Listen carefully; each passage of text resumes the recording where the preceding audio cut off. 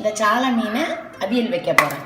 இவ்வளவு தேங்காய், இவ்வளவு சின்ன உள்ளி, இவ்வளவு ஜீரகம், இவ்வளவு வெள்ளைப்பூடு, இவ்வளவு மஞ்சப்பொடி, இவ்வளவு வத்தல் பொடி, கொஞ்சம் நல்ல மிளகு பொடி. நான் என்ன செய்வேன்னா இவ்வளோதான் முதல்ல அரைப்பேன். அரைச்சி கொஞ்சோண்டு கிழங்கு எடுப்பேன். இந்த மசாலையில் கொஞ்சம் கிழங்கு கரைப்படுத்தி வச்சுட்டு இந்த வெங்காயம் இந்த சின்ன உள்ளியை போட்டு ரெண்டாவது ஒரு தட்டு தட்டும் அவியலுக்கு அரைச்சது மாதிரி அரைக்கணும். அவியலுக்கு நான் அரைச்சி ஒரு நாள் காட்டி தரேன். இவ்வளோ தண்ணி ஊற்றிருக்கேன். ஒரு 2-3 தட்டு தட்டேன். இவ்வளவு அரைப்பு கிழங்குக்கு நான் வச்சுருக்கேன். இனி என்ன செய்யணும்? சின்ன உள்ளி இதை போட்டு ஒரு அரை அரைக்கணும். அரைச்சிட்டு வரேன் மீன் அவியலுக்கு.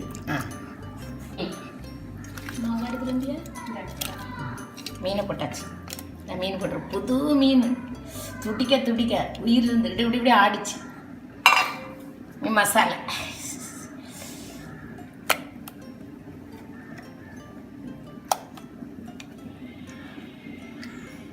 இனி புளி அளவு புளி அளவு நான் ஊத்துறேன் தண்ணி. ஒரு எலுமிச்சம்பழம் அளவு. நிறைய ஊற்றணும்னு இல்லை. இது அவியல் தானே. இவ்வளவு புளி தண்ணியாக கலைச்சனால இவ்வளவு. இன்னும் தண்ணி அளவா அது வத்தணும். மீன் வெந்து அது வத்தி வரணும். மாங்காய் இவ்வளவு மாங்காய், பச்சை மிளகு 2 பச்சை மிளகு இவ்வளவு. இனி அளவா உப்பு உப்பு தான் நான் போடுவேன். இனி நல்லா வெந்து வந்த பிறவைக்கு தாளித்து ஊற்றணும். இனி அடுப்பில் வைக்க போகிறேன்.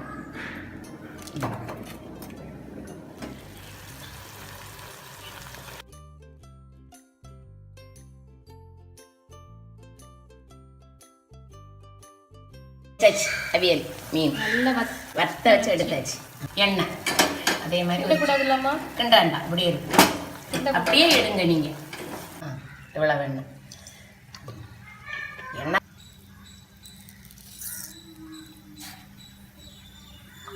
ஊற்றேன். ஊற்றியாச்சா? அதுக்கப்புறம் என்ன செய்யணும்? எப்படி கிண்டிட்டு கருவேப்பிலையை போட்டுட்டு இந்த கருவேப்பிலையோடி கோரி எடுக்கணும்.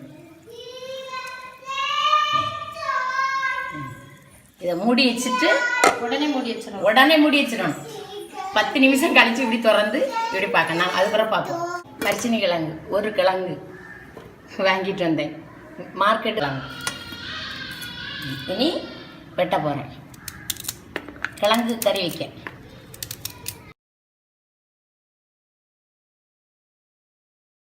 இவ்வளவு தண்ணி, இவ்வளவு கிழங்கு.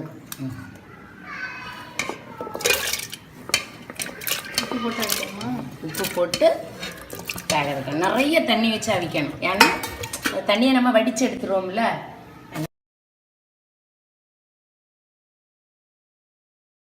அது வந்துட்டு நல்லா வந்துட்டு பூ மாதிரி வந்துட்டு எப்படி நசுக்கி எடுக்கணும்.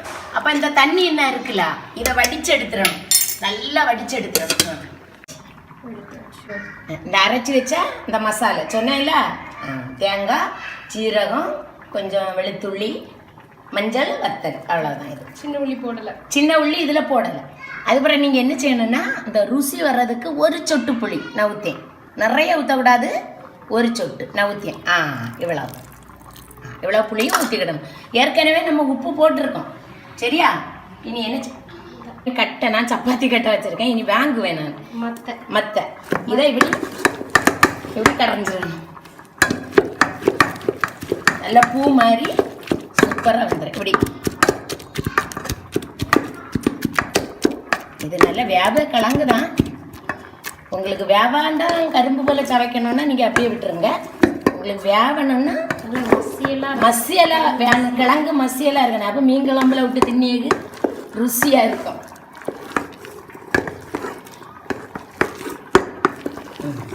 மசக்கியாச்சு. தெரியுதா? மசக்கிட்டேன். மசக்கியாச்சு. இனி என்ன செய்யணும்? கொஞ்சம் கருவேப்பிலையெல்லாம் எடுத்து ரெடியாக கொடுங்க.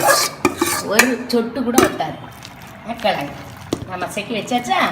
இதில் என்ன செய்யணும்னா தேங்காய் ஒரு சொட்டு கொஞ்சம்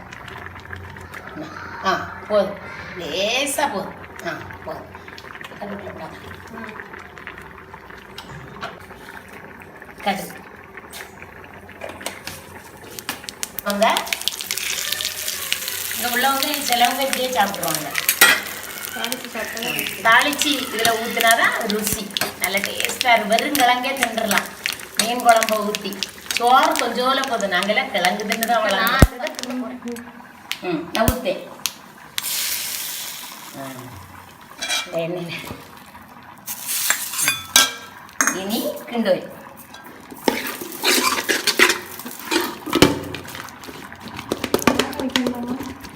இனி சூடு பண்ணணும். மசாலா போட்டிருக்கோம்ல, அதனால இனி என்ன செய்யணும், அந்த இது பச்சை நாத்தம் அரைக்கும்ல, அதனால இங்கே வச்சு சூடு பண்ணணும். கருவேப்பிலை கருவேப்பிலை போட்டாச்சு. ஒன்று தண்ணியே ஊற்றக்கூடாது, இப்படியே கிண்டுதான். பச்சை வாசனை போயிடும். ஒட்டாது ஒட்டாது, ஒரு இது ஒட்டாது பாத்திரத்தில். அப்படி உப்பு பார்த்துக்கிடணும்.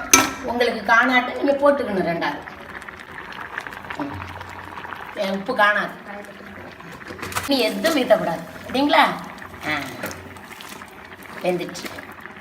அது புளி எதுக்கு ஊற்றியோம்னா ருசியாக இருக்கும், கெட்டு போகாது. நாளை காலையில் வேற அந்த கிழங்கும் பழையதும் குடிப்போம். நாங்கள் கிழங்கும் பழையதும் மீன் வச்சு அப்படி சாப்பிடுவோம். என்ன டேஸ்ட்டாக இருக்குன்னு தெரியுமா? அவ்வளோதான், முடிஞ்சு கிடைக்கும். வாங்கி இப்படி செய்து மீன் குழம்பு வச்சு சாப்பிடுங்க. சூப்பர்.